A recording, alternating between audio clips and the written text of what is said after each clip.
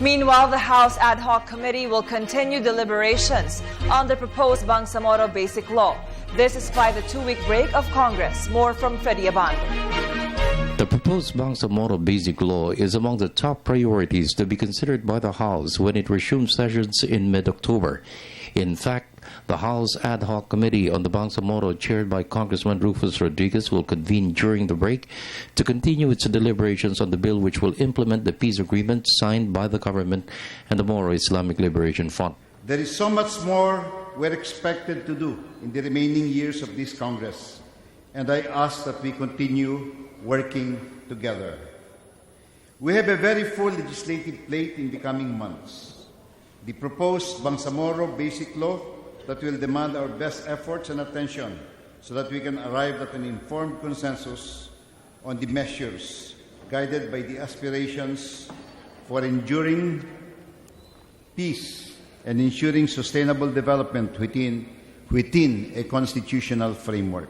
So far, the Rodriguez Committee was briefed on the proposed law by the Presidential Advisor on the Peace Process, the Government Chief Negotiator, the Chief Negotiator of the MILF. Consultations with stakeholders from the core areas of the new Bangsamoro entity will be conducted by November.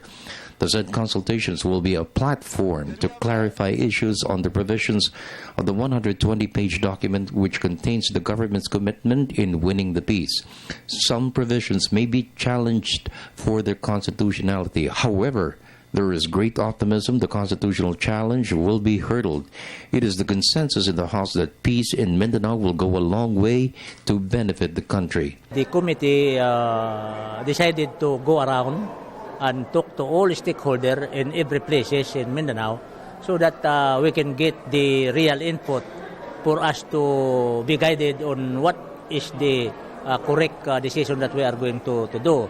Now, if there is any valid reason for us to introduce certain amendment, if there are provisions perceived to be unconstitutional, then we still have the power to modify if there are some issue. Passing the law is giving peace a chance, and by having long-term peace in that area, long-term stability, political stability in that area, long-term security in that area, that means we're also moving for inclusive growth.